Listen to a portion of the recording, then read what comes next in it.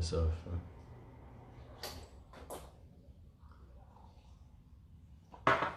Hans Comyn, we're live. No kidding. Beautiful, beautiful morning this morning.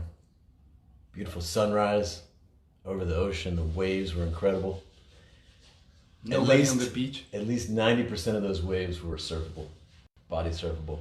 Just one after the next, just all the way into the shore. All the way home. Incredible. All the way up. Yeah, it was really magical. I wanted to capture it. I used your video, but that will be not as it was experienced. It was just gorgeous. The water was great.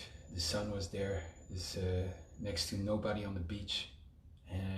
It's amazing to be able to be the only ones to be there at that moment. So Father's Day fast approaching.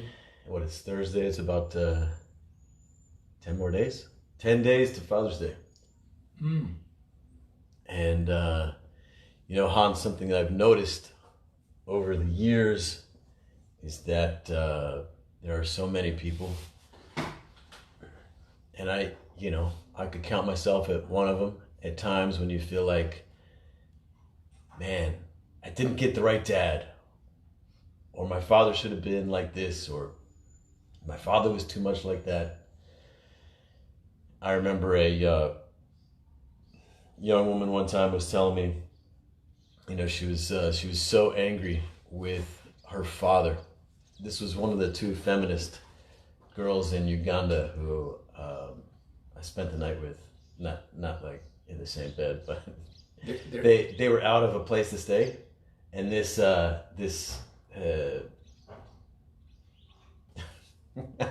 Well, first of all, before you go into the story, yes. I think it's great that there are only two feminists in Uganda.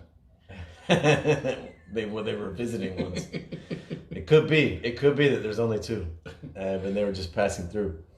But imagine you're a feminist in Uganda. That's a tough plight. In Uganda, yeah, I mean I think feminists who went to stay with some local Ugandans, and they see how the women treat the men, they would be appalled. They would try to start a revolution in the family. When they see how the women treat the men? Yes. How's that? And so I go to visit my friend Clovis in Uganda. Yes. And he's Kenyan, no? He's Ugandan. Oh, he is Ugandan. Yeah. Oh. They live out in the jungle, in the banana jungle, right? All these banana plants and sugar cane, and they just have like a little hut, a little house out there, his parents' house. And they have me go sit down, and Clovis sits beside me, and the father's over here. The men sit, and the women are in the back preparing the food. Uh-huh. And when the women come out to serve the drinks or the food, they come and and they bow and they get down on their knees. Wow. And they come close with the food on their knees, and they serve it like this. It's like you might see someone serving a monk in Thailand or something like this. But anyway, I wasn't planning on going into all this, but there were these two feminists in, I lied, this was in Kenya. I mean, Clovis lives in Uganda, but these two feminists were staying with me in Kenya. Okay. So, man, get all these African countries mixed up. It's all the same, And I'm talking with these girls. These were the girls who were like upset that like men still approach women. I'm not talking about catcalling. I'm not talking about harassing. I'm just talking about coming up and saying hello.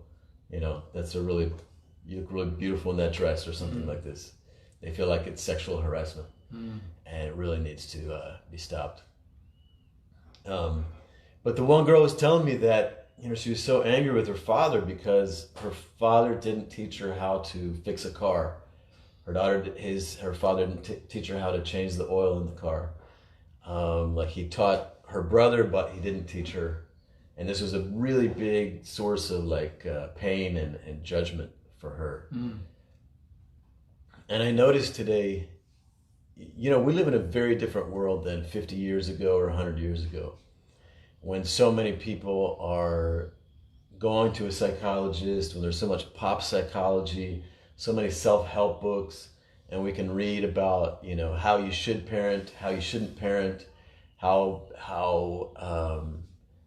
parents are causing XYZ with their children.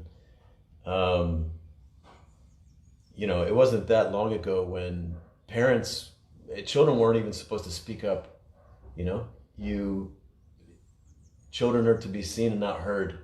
This is a phrase that, at least in America, I think when my mom was growing up, this is the phrase, you know, children are to be seen and not heard.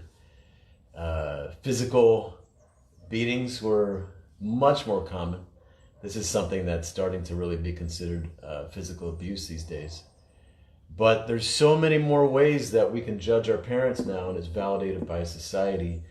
And we can essentially live our lives blaming our parents for fucking us up. And no doubt our parents do fuck us up. Yes. In ways that they don't intend, you know.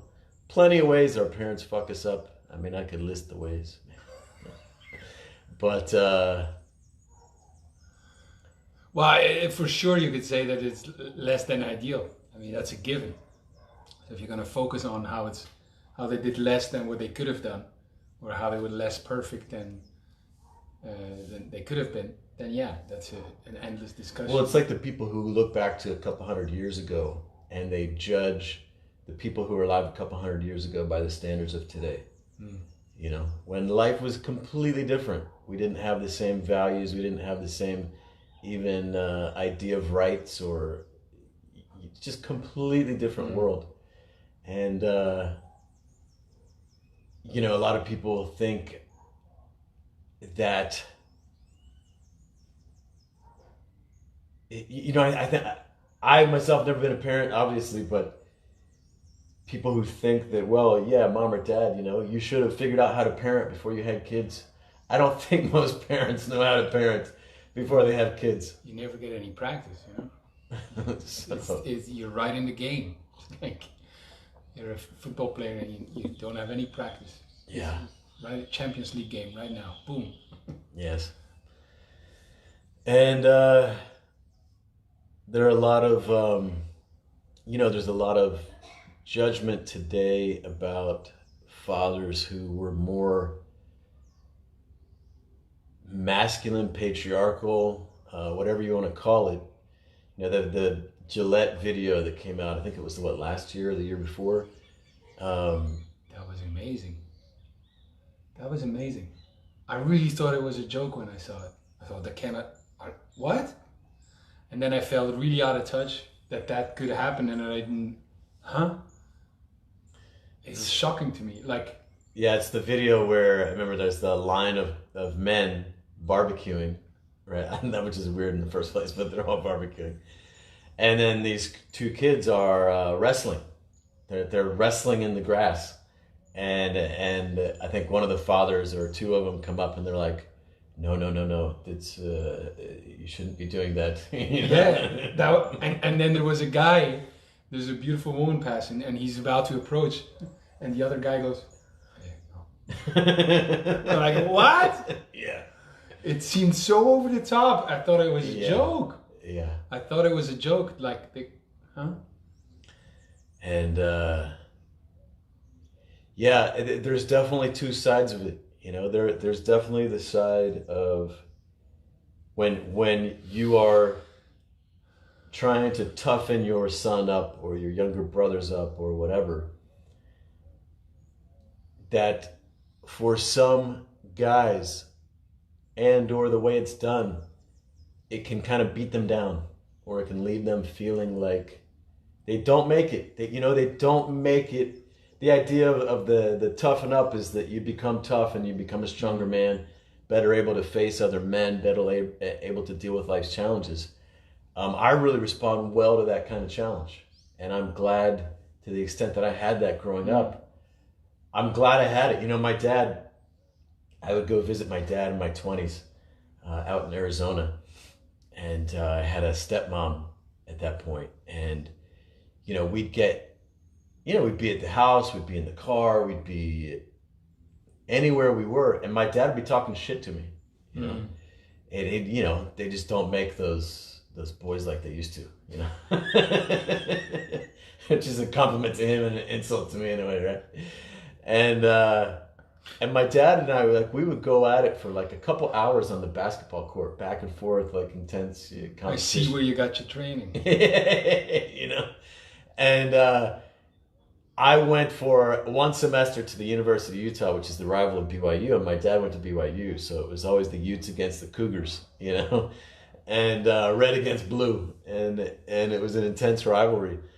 And my stepmother would constantly be like, Dave, like, don't talk to your son like that, and she had a background in psychology and,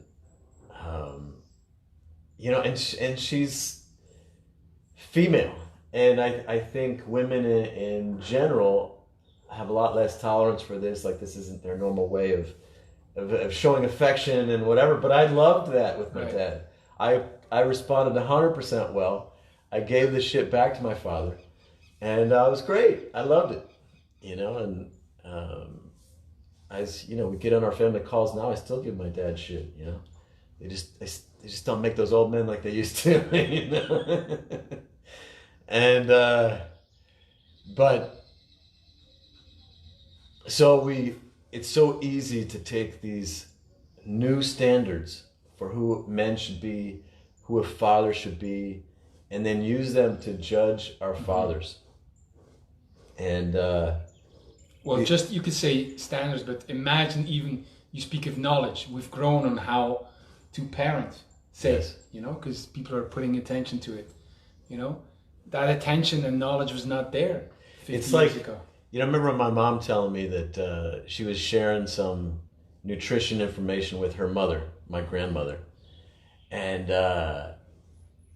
my grandmother reacted like, I always fed you guys well, like I gave you the best, but the food standards were completely different when my mom was growing up, and my grandmother thought she was doing the absolute best, and then my mom I don't think this was a situation like my mom wasn't even judging her mother, but her mother took it very personally because you're a mother, you try to do the best for your kids, but the standards and the knowledge, everything was completely different. It would be like judging your grandfather for not raising your father vegan.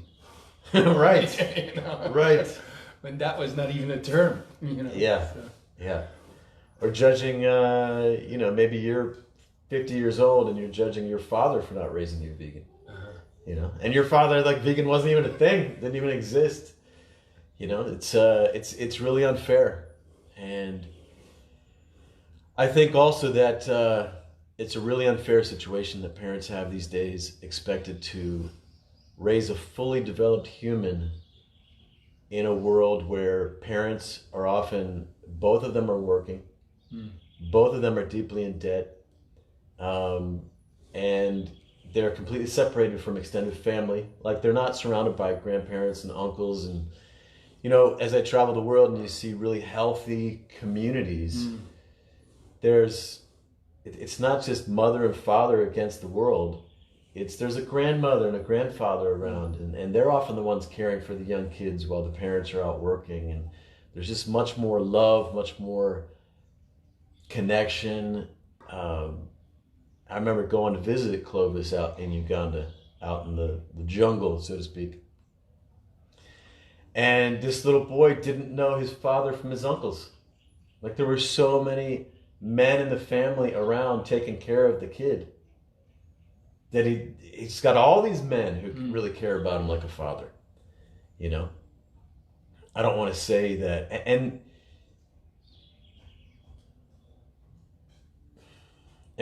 for sure, the Ugandan standard of being a father for sure doesn't meet the Western definitions of being the father. It's much more the old school being the father, where the father isn't around very much.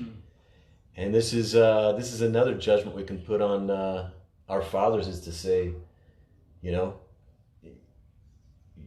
you didn't attend all my soccer games. You didn't do this. You weren't around. You were always working.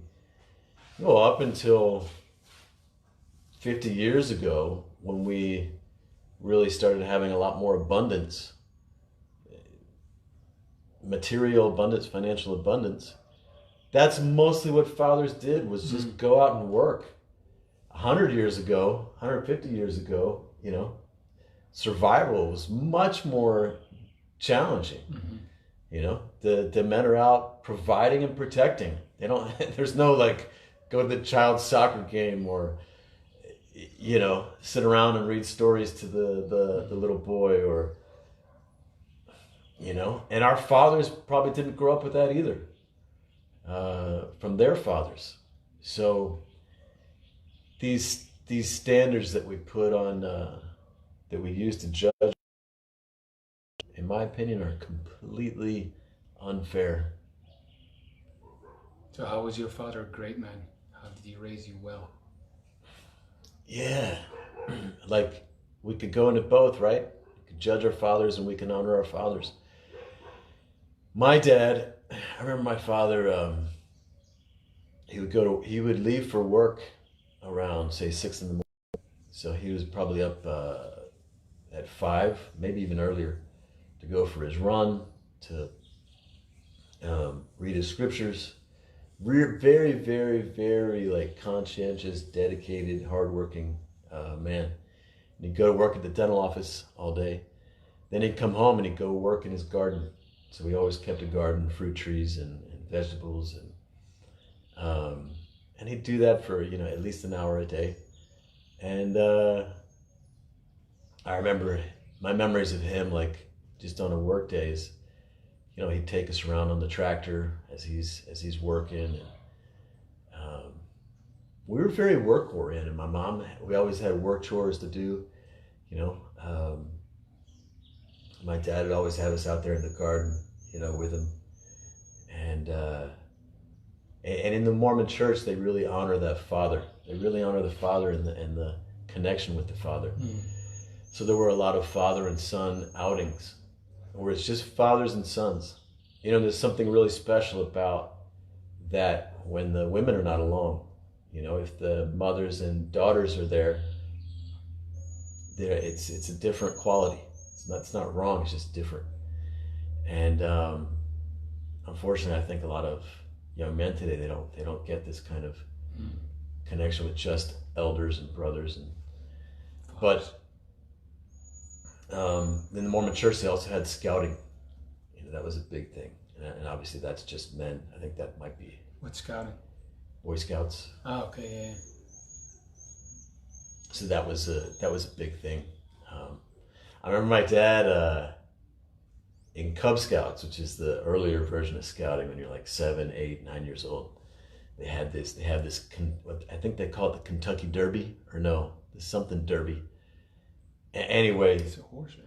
Yeah, the Kentucky Derby is, but there's this other derby with the cars that you make. You get a block of wood. Everyone gets the same standard kit, and then you compete, and they go down like a racetrack, and if you win, you get the prize or whatever. And it was most of the competition for the fathers, because the kids are that age, they don't really know what the hell they're doing, you know. But I remember my dad, you know, really putting a lot of time and attention into that, and souping it up. And we won, you know, we got first place. That's how my dad was great. You know, that was something, you know, as we honor our fathers, you know, there's also those little things that you remember from when you're a child that are a really great thing to just bring back to them, you know. Like they might have forgotten, they might have completely forgotten it. But the fact that you remember it it's a great little thing. But by the way, that black race car was like a premonition for that black Firebird that I used to escape. So maybe if it was not for my dad, I never would have escaped in that black Firebird about 10 years later. I was just thinking of the first story that with my father that comes up. Well, there was several, but one funny was we're going to play a prank on my whole class. which is I was six years old and in class, and I had a sweatpants on, like now, and underneath I had my soccer outfit. So I had sweatpants, and underneath I had shorts. And instigated by my father, who's a troublemaker his whole life.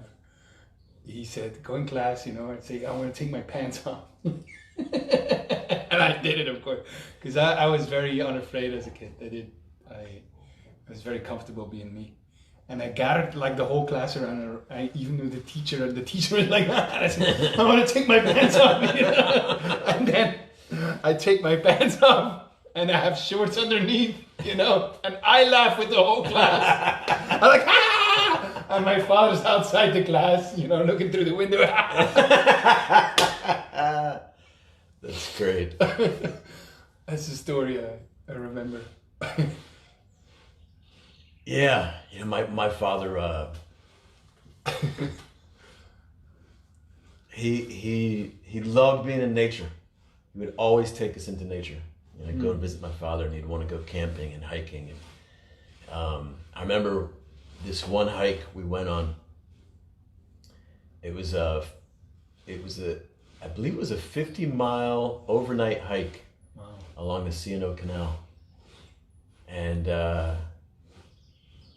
it's how many kilometers is that? It's quite a ways, right? Yeah, that's like 90 kilometers.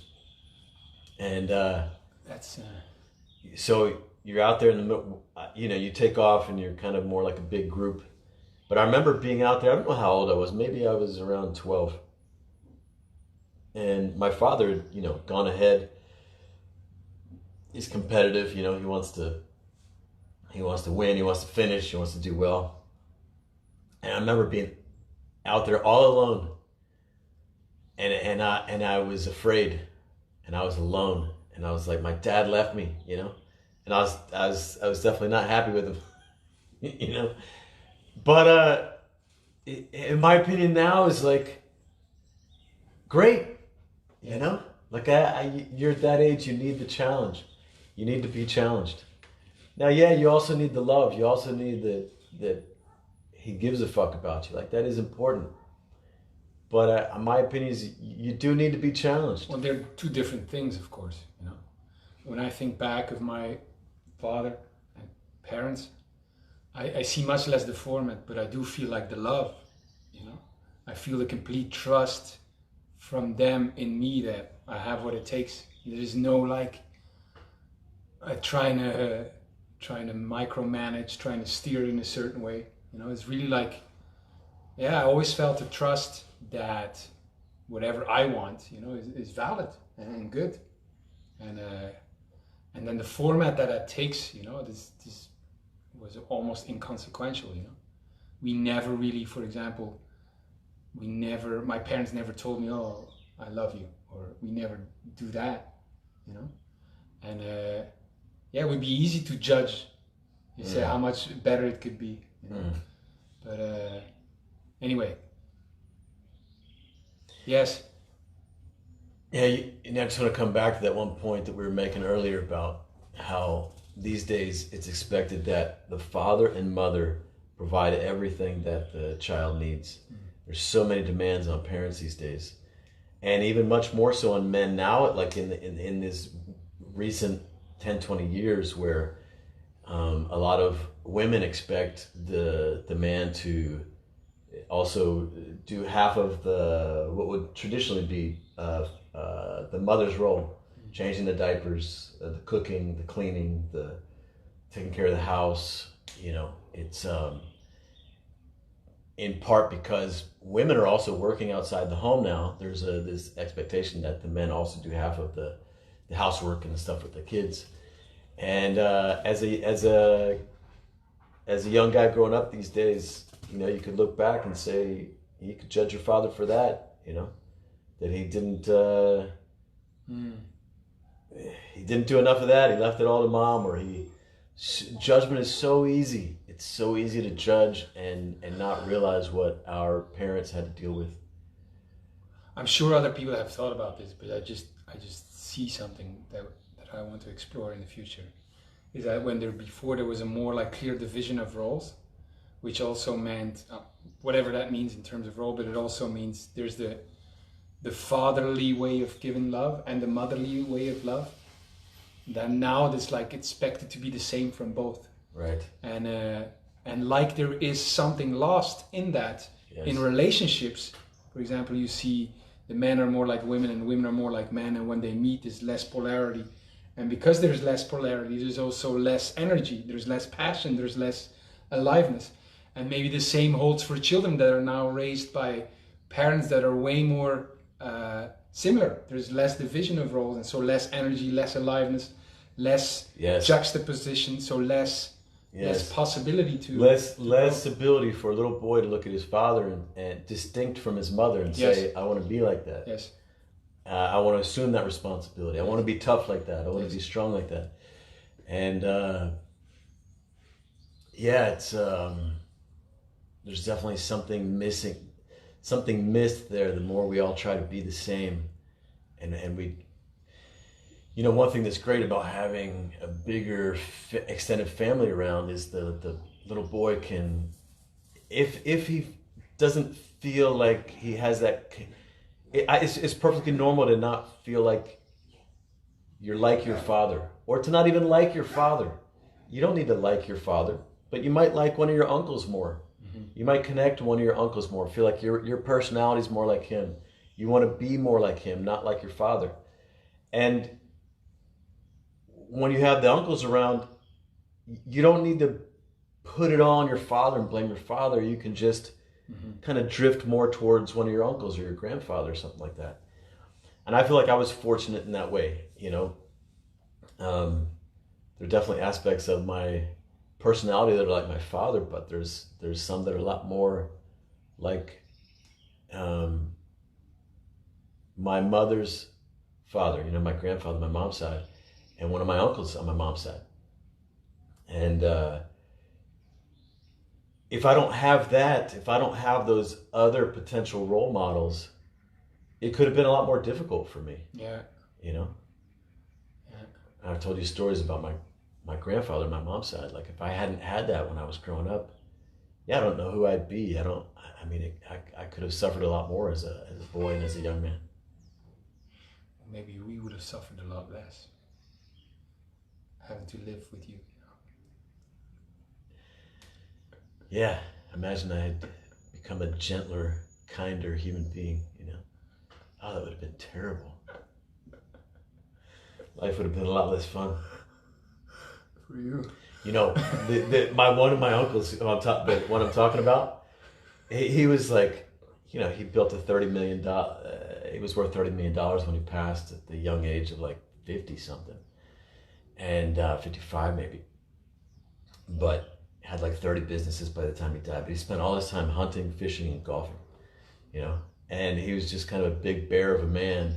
And when I'd go out to see the relatives, and he'd just come pick me up and grab me and like start chewing on my ear, like, it's like, get off my ear, But that's that's the way I give love, It's very physical and it's kind of in your face and it's too much, and for those listening to the podcast, Hans is motioning towards his ear as if I would get near your disgusting ears. But what is because you started this call and you wanted to be in defense or stand for the dads. So what is your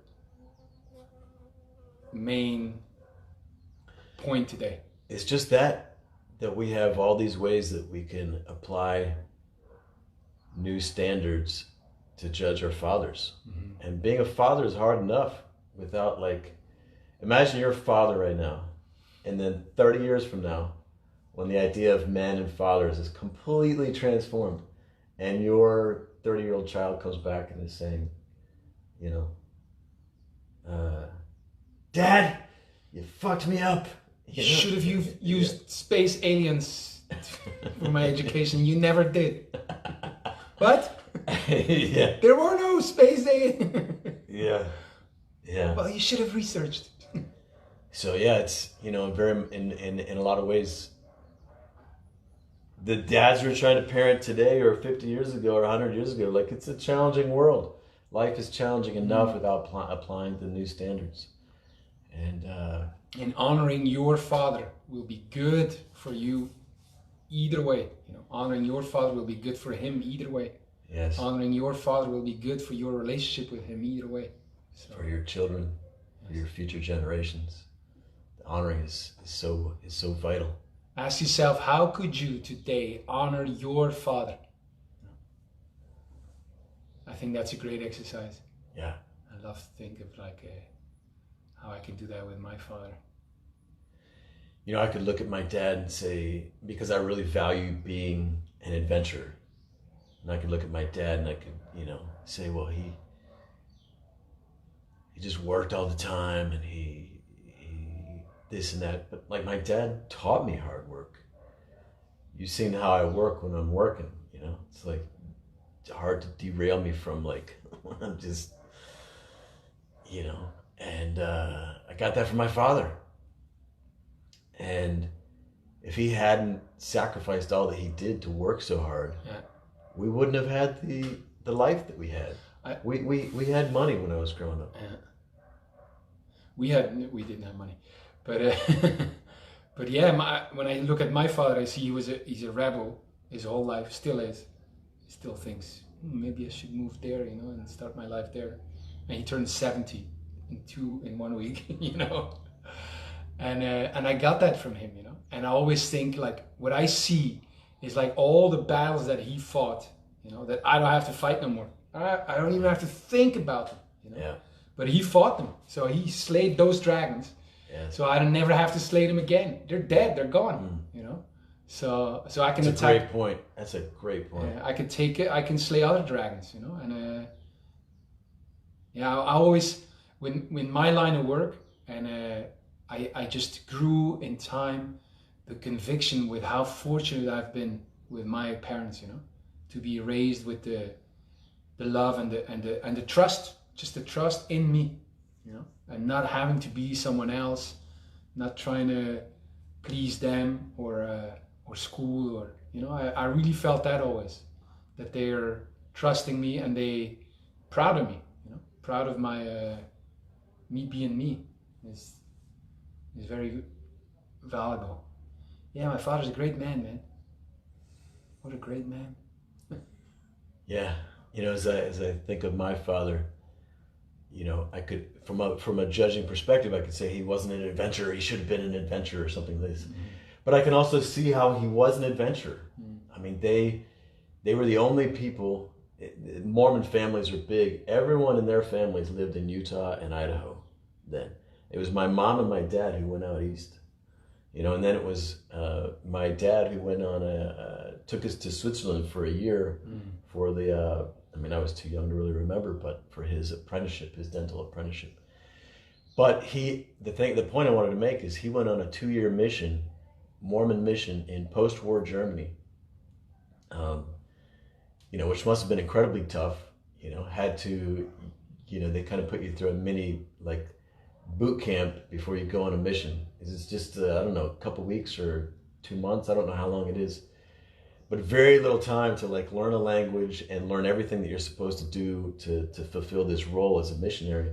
He goes to post-war Germany and he's not going from door to door, knocking on doors all day. Imagine, you know, that's tough enough to do in the States. Like if you're selling something, you know, you're knocking on doors and most people are slamming the door in your face anywhere in the world. You know what I mean?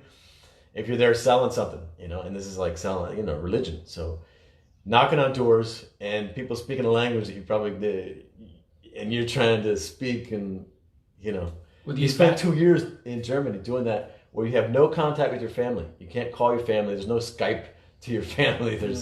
You're out there in another world. So the point I wanted to make is he was an adventurer, you know.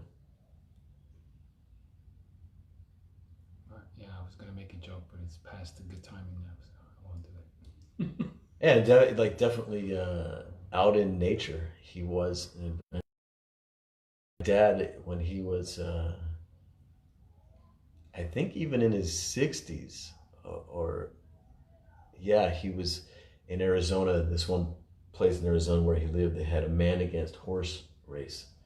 That was, I think it was 50 miles. It was overnight. It's like 12 miles up one mountain, 12 miles down the other side, 12 miles up, and 12 miles back down. And some people would do it by foot. Some people would do it on a horse. My stepmother would do it on a horse, and my dad would do it on foot. You know, and he loved that race. You know, but he was an old man even doing that. Yeah, my dad was a great man. I was waiting for it. So if you're listening to this, Yes. we're having these kind of conversations inside of a Facebook group called Honoring Fathers. Look for it in the comments. I invite you to join us in that Facebook group. I invite you to spend these days leading up to Father's Day, and even afterwards, if you like, having these conversations. And if you're listening to this, tell us something about your father. How you can honor your father. How you would like to remember your father. You know, maybe something you might say at his funeral, some memory. Post that in the comments. See you there. See you tomorrow.